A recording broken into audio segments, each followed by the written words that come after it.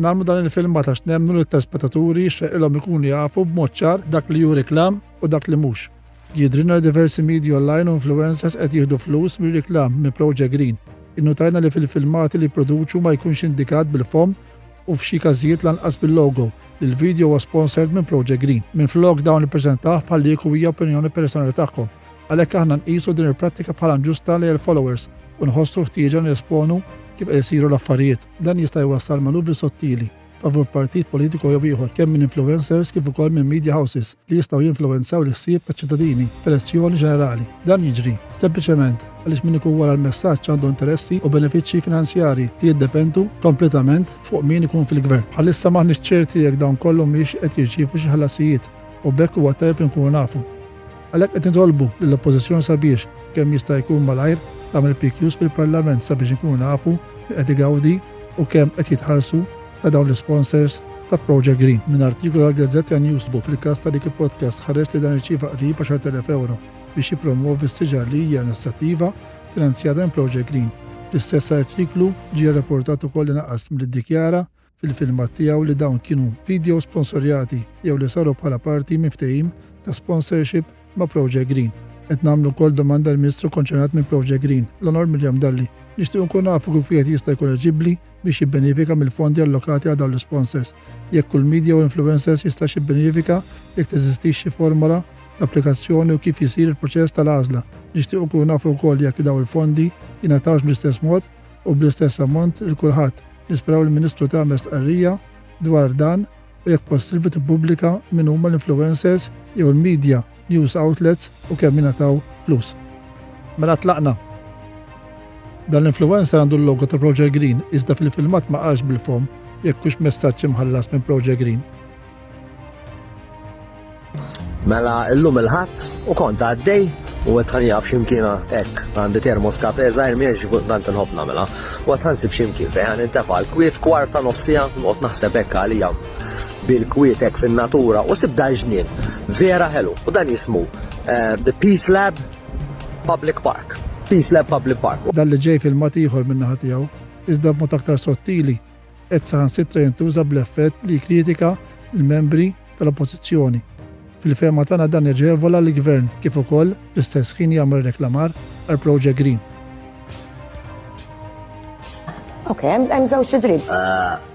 Mis-sabur żewġ iġriet ħajkonna spice. Mela jgħidilna kemm ħajkonna wins? Għandna come on, man. 92,000 beds issa. Designer wins. U għalu mux ħataħdem dija? Taħsbur dan kollu jista' jintuża biex jiġu aġevolati partiti politiċi u mxejn oħra dan li ġej u artiklu li ħareġ fuq Newsbook fejn dan qed jgħid li sar ħlas li Ricky Caruana. Dan huwa artiklu minn Christine Mamu fuq Newsbook bit-titlu Ricky Caruana jieħu 10,000 biex jippromovi s-siġar. Parti mill-artiklu jgħid hekk. Din ġiet konfermata fitra elettronika li Newsbook Malta rċieva għal mistoqsijiet lil Project Green, responsabbli mill-inizjattiva Tree Planting. Il-mistoqsijiet qamu partikolarment wara numru sew ta' filmati fuq il-parti ta' Facebook Ricky Caruana Podcast bla ma qatt iddikjara li dawn il-filmati huma parti minn promozzjoni bla ħlas. Parti oħra minn dan l-artiklu jgħid hekk li f'każijiet bħal dawn ir-reklamart huma wieħed komuni bi Project Green tażel li tingħaqad f'kollaborazzjoni ma' Ricky Caruana biex tirreklama dal-iskema. Caruana tefat ta' filmati fuq il-medja soċjali li fi kliemu jagħti xifhem li dan mhux qed isir bħala parti minn promozzjoni bl-ħlas. Parti oħra minn dan l-artiklu tindika l-kommerċjazzjoni tal-influencers u l-ġestjazzjoni tal-konsumatur u tgħidlek għalkemm bħalissa l-ebda liġi speċifika għall-Unjoni Ewropea li tirregola l-kommerċjazzjoni tal-influencers id-dispożizzjonijiet tad-direttivi prattiċi kummerċjali żleali kif trasposti fil-parti 8 tal-att dwar l-affarijiet tal-konsumatur kapitlu 378 jipproteġu l-konsumatur minn prattiċi qarrieqa li jistgħu jawġu l-għażliet tax-xiri tagħhom. Dal-artiklu jkompli jgħid tgħid il-Meta, Facebook u Instagram dwar reklamar fuq il-plattaformi diġitali. Anki r-regoli tal-Meta responsabbli minn Facebook fost l-oħrajn jgħidu li wieħed ma jistax jirreklama xi ħaġa mingħajr ma jagħmilha ċara li jkun qed jagħmel hekk. Mnuqqas għal dan kapaċi jwassal għal infurzar u penali kontra n-nuqqas ta' konformità. Fil-fema tagħna dan li ġej u iktar reklamar provdut minn Malta Daily għalkemm xejn ma jidher ċar. Iżda fil-fema tagħna huwa reklamar imma biss b'mod ħafna aktar sottili billi jidher biss il-logo u ma jingħad xejn bil-fom. Kont taf illi illum il-Jum Internazzjonali għat-tfal u kont taf illi f'Malta ser niċċelebraw kif xieraq.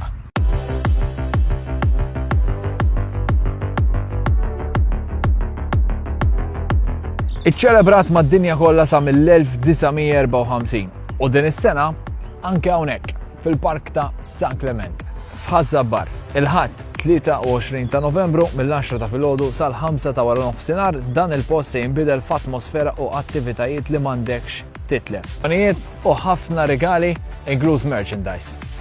Kollox b'xejn, aqbad u ejja, m'għandekx bżonn biljetti, m'għandekx bżonn ħlas. Qalb it-tfal, il-ħadd 23 ta' Novembru fil-Park ta' San Clement f'Ħażabbar.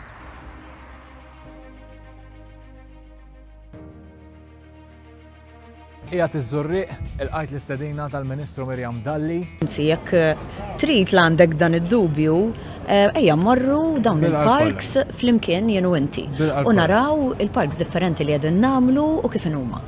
Biex immorru nduru numru ta' parks madwar Malta. Ma nafx fejn se toħodni, qed nistennija qalt li biex inkun hawn u qiegħed isad fil-ħin ħa nistennija tasal. Bonġu, all right? Fil-ħin, proset. Fejn se toħodni? Ħanoħdok dawra jiena. Dawra. Naqra postijiet differenti. Jiena taftek fil-kelma xi studenti. Jien nista' nitlab il-karozza miegħek ġifieri. Mela jiena għalhekk ġejt ħalli nifdok miegħek.